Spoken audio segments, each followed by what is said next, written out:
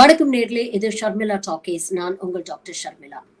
போலி சாமியார் பாபா ராம்தேவ், பத்தஞ்சலி கம்பெனியுடைய ஓனர், அவருக்கும் ஆச்சாரியா பாலகிருஷ்ணன் அவர்களுக்கும் சுப்ரீம் கோர்ட் இன்னைக்கு கடுமையான விமர்சனங்களை வைத்து அவங்களுக்கு தலையில நல்லா கூட்டு வச்சிருக்கு.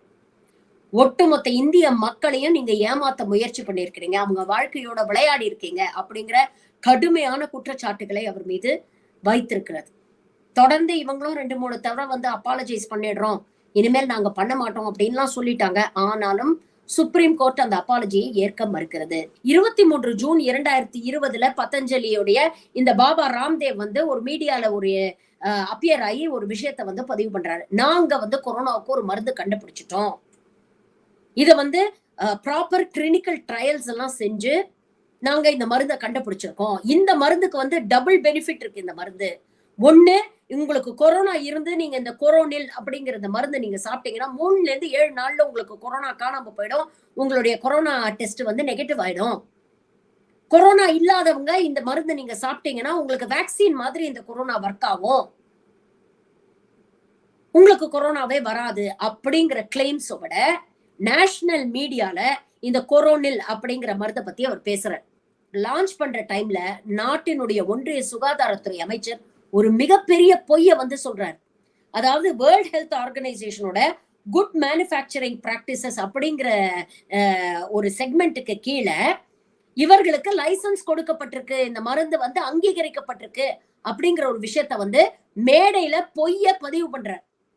இதை பதிவு பண்ண அடுத்த நாளே பாத்தீங்கன்னா வேர்ல்ட் ஹெல்த் ஆர்கனைசேஷன்ல இருந்து அவங்க ஒரு அறிக்கையை வெளியிடுறாங்க, நாங்க எந்த விதமான மினிஸ்ட்ரியும் வந்து நாங்க அப்ரூவல் கொடுக்கல, இன்னமும் நிறைய ட்ரையல்ஸ் தான் நடந்துட்டு இருக்கே தவிர ஆல்டர்னேட்டிவ் சிஸ்டம் ஆஃப் மெடிசன் எதையுமே நாங்க அப்ரூவ் பண்ணல அப்படிங்கிற ஒரு அறிக்கை அவங்க வெளியிடுறாங்க. வெளியிட்ட கையோட பாத்தீங்கன்னா ஒரு பெரிய பரபரப்பு ஏற்படுது. ஒன்றிய சுகாதாரத்துறை அமைச்சரை நோக்கி இங்க இருக்கக்கூடிய இந்தியன் மெடிக்கல் அசோசியேஷன், அலோபதி மருத்துவர்கள்லாம் கேள்வி எழுப்புறாங்க, எப்படி இப்படி ஒரு பச்சை பொய்ய நீங்க மேடையில சொல்லுவீங்க அப்படிங்கிற கேள்வி எழுப்பினோன்னு உடனே ஆயுஷ் மினிஸ்ட்ரி இந்த மருந்துக்கு கொடுத்த அந்த லைசன்ஸை வந்து கேன்சல் பண்றாங்க.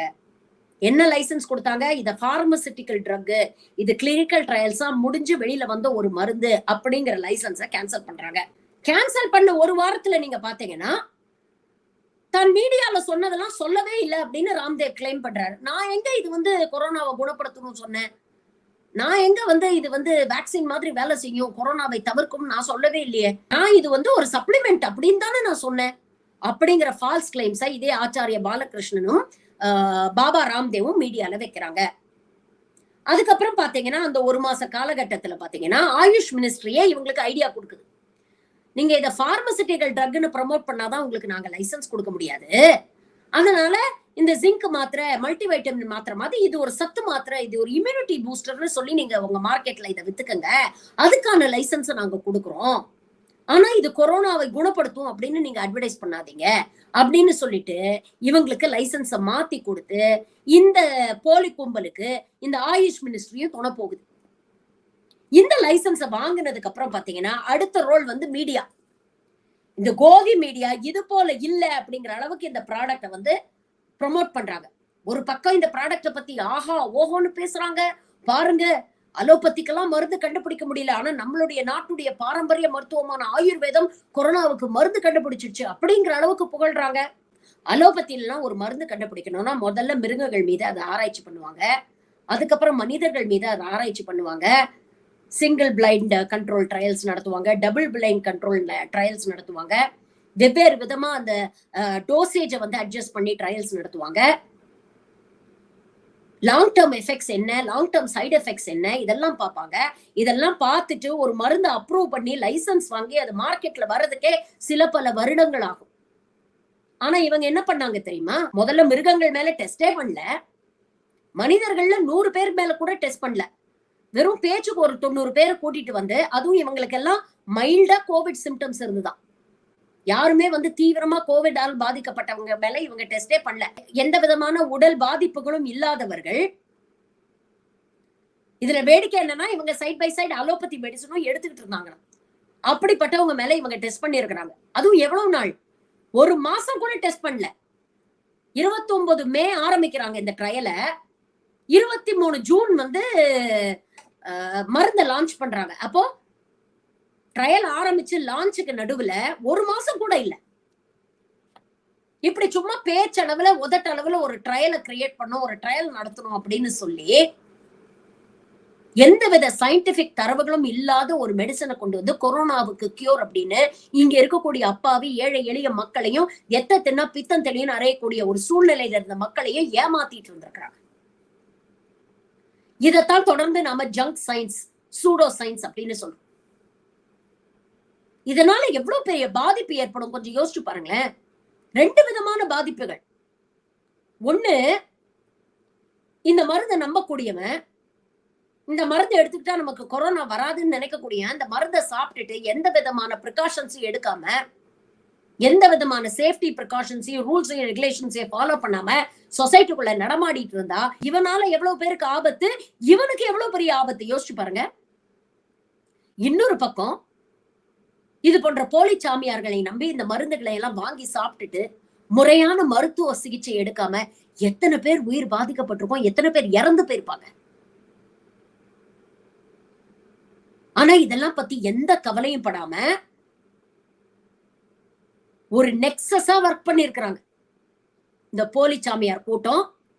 இதுக்கு துணை போகக்கூடிய இந்த ஆயுஷ் மினிஸ்ட்ரி, உத்தரகாண்ட் மாநில அரசு, ஒன்றிய அரசு எல்லாரும் செஞ்சு இந்த ட்ரக் கார்டல், மாஃபியா நெக்ஸஸ் எல்லாம் ஒர்க் பண்ற மாதிரி கூட்டு சேர்ந்து ஒட்டு மொத்தமா சேர்ந்து உங்க தலையில மிளகா அரைச்சிருக்காங்க. இது திரும்ப அடுத்த லெவலுக்கு போகுது. இதோட இவர் நிறுத்தினார்னா கேட்டா இல்ல. அதுக்கப்புறம் பாத்தீங்கன்னா தொடர்ந்து அட்வர்டைஸ்மெண்ட்.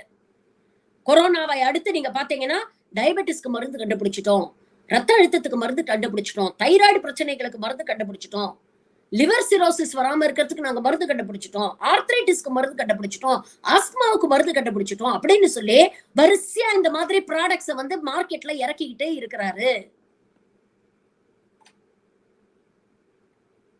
இந்த ப்ராடக்ட் எல்லாம் வாங்கி எவ்வளவு பேர் சாப்பிட்டு அவங்களுக்கு என்ன சைடு எஃபெக்ட் வந்ததோ, எவ்வளவு பேர் இறந்து போனாங்களோ யாருக்குமே எந்த தரவுமே இல்ல. அத பத்தி எல்லாம் பாபா ராம்தேவும் கவலைப்படல, ஒன்றிய அரசாங்கமும் கவலைப்படல. இத பண்ணிட்டு இந்த ஆளுக்கு எவ்வளவு தெனாவட்டு இருக்கணும் இந்த ஃப்ராடு பயலுக்கு. மீடியால உட்கார்ந்து பேசுறாரு, அலோபதி மெடிசன்லாம் ஸ்டூபிட் சயின்ஸ், இவங்க எந்த தரமும் இல்லாம வந்து ஒரு மெடிசன் பிராக்டிஸ் பண்றாங்க, இவங்களாலதான் நூத்துக்கணக்கான பேர் கொரோனாவில வந்து இறந்து போயிட்டாங்க அப்படிங்கிற ஒரு விஷயத்த பதிவு பண்றாரு. அப்போ இந்தியன் மெடிக்கல் அசோசியேஷன் இதுக்கு மேல நம்ம பொறுத்துக்கிட்டு இருந்தோம்னா இந்த ஆள் வந்து மொத்தமா மக்களுடைய வாழ்க்கையை நாசம் பண்ணிடுவான் அப்படின்ட்டு இவருக்கு எதிராக கோர்ட்ல கேஸ் ஃபைல் பண்றாங்க. தொடர்ந்து இவர் வந்து போலி செய்திகள் வச்சு அட்வர்டைஸ்மெண்ட்ஸ போடுறாரு. ஒட்டுமொத்த இந்திய மக்களையும் நீங்க வந்து ஒரு போலியான மருந்தை வச்சு ஏமாத்தி இருக்கிறீங்க, இதனால பல லட்சம் கோடி நீங்க சம்பாதிச்சிருக்கீங்க, இவ்வளவு சம்பாதிச்சுட்டு நீங்க இவ்வளவு தெனாவட்டா கோர்ட்லயே வந்து பேசுறீங்களா அப்படிங்கிற கேள்வி கேட்டிருக்காங்க. இது மட்டும் இல்லாம உத்தரகாண்ட் அரசாங்கத்தை நோக்கி கேள்வி கேட்டிருக்காங்க, ஆயுஷ் மினிஸ்ட்ரியே கேள்வி கேட்டிருக்காங்க. எப்படி நீங்க இந்த மாதிரி ஒரு மருந்துக்கு லைசன்ஸ் கொடுத்தீங்க, யார் அந்த அதிகாரிகள், அவங்க மேல நடவடிக்கை எடுங்க அப்படிங்கிற ஒரு விஷயத்த பதிவு பண்ணியிருக்கிறாங்க. மூன்றாவது மிக முக்கியமான விஷயம், ஒன்றிய அரசை நோக்கி கேள்வி கேட்டிருக்கிறாங்க. ஒரு போலி சாமியார் ஒரு போலி மருந்தை வச்சு ஒட்டுமொத்த நாட்டையும் ஏமாத்திட்டு இருந்தான், ஒன்றிய அரசு வேடிக்கை பார்த்துட்டு இருந்ததா அப்படிங்கிற ஒரு கேள்வியை இன்னைக்கு சுப்ரீம் கோர்ட்ல எழுப்பி இருக்கிறாங்க. இப்ப இதுல இருந்தெல்லாம் நம்ம மக்கள் என்ன கத்துக்கணும் அப்படின்னு பாத்தீங்கன்னா, உங்கள் ஆரோக்கியத்தை பொறுத்த வரைக்கும் கொஞ்சம் சூதானமா இருங்க. நம்மளுக்கு உடம்பு சரியில்லாம இருக்கும்போதுதான் ரொம்ப வல்னரபிளா இருக்கும்.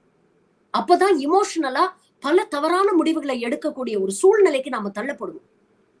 அப்படி இருக்கும் பொழுது இந்த மாதிரி மேஜிக் கியூர்ஸ் எல்லாம் சொல்லி பேப்பர்ல வரக்கூடிய அட்வர்டைஸ்மெண்ட்டோ இல்ல ஹிந்துக்களுக்கான மருந்து அப்படின்னு சொல்லி இப்படிப்பட்ட போலி மத சாமியார்கள் வந்து உருவாக்கக்கூடிய இந்த வீடியோஸை நம்பியோ இல்ல இந்த மருந்தை நீங்க வாங்கினாதான் நீங்க உண்மையான தேசபக்தர், பாருங்க இது நம்ம நாட்டுடைய பாரம்பரிய முறையான ஆயுர்வேதத்தில் தயாரிக்கப்பட்ட மருந்து அப்படின்னா சொல்லி உங்களுடைய தேசபக்தியை தூண்டக்கூடிய அளவுக்கு மிஸ்லீட் பண்ணக்கூடிய அட்வர்டைஸ்மெண்ட்ஸும் வந்தா தயவு செஞ்சு நம்பாதீங்க.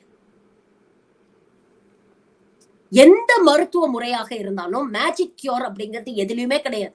அது அலோபதியா இருக்கட்டும், ஆயுர்வேதா இருக்கட்டும், சித்தாவா இருக்கட்டும், யுனானியா இருக்கட்டும், இந்த மேஜிக் கியூர் இதை முற்றிலும் குணப்படுத்திடுவோம் அப்படின்னு எவனாவது ஒருத்தர் சொன்னானா தயவு செஞ்சு அவனை நம்பாதீங்க. இது போன்ற செய்திகள் வெளிவரும் போது குளோபலி என்ன இம்பாக்ட் இருக்கும்னு யோசிச்சு பாருங்களேன்.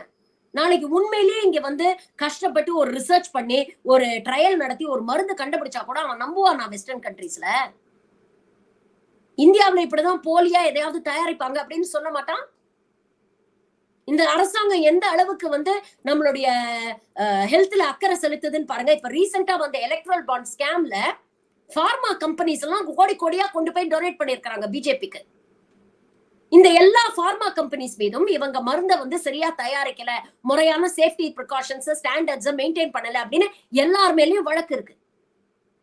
ஆனா அதை மீறி இவங்க கிட்ட இருந்து காசு வாங்கி கல்லா கட்டி இருக்கு இந்த பாஜக அரசாங்கம். இவங்க மேல நடவடிக்கையும் எடுக்கல. அப்போ உங்களை பற்றியும் உங்களுடைய சுகாதாரத்தை பற்றியும் உங்களுடைய நலனை பற்றியும் எந்த அளவுக்கு இந்த அரசாங்கம் அக்கறை வச்சிருக்குன்னு பாருங்க. இங்கே தயாரித்து வெளிநாடுகளுக்கு போன காஃப் சிரப்பை சாப்பிட்டு ஆப்பிரிக்கா நாட்டிலையும் ஐரோப்பா நாட்டிலையும் குழந்தைங்க இறந்து போறாங்க. அப்படிப்பட்ட தரமற்ற மருந்துகளை வந்து எக்ஸ்போர்ட் பண்ணிட்டு இருக்கோம். அப்ப உலக நாடுகள் நம்மளை பார்த்து காரி துப்ப மாட்டான்.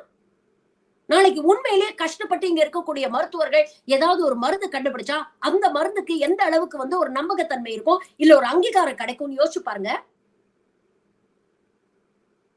அப்ப உண்மையிலேயே நாட்டை வந்து தேசிய குளோபல் லெவல்ல யார் அசிங்கப்படுத்திட்டு இருக்காங்க, அவமானப்படுத்திட்டு இருக்காங்க கொஞ்சம் யோசிச்சு பாருங்க.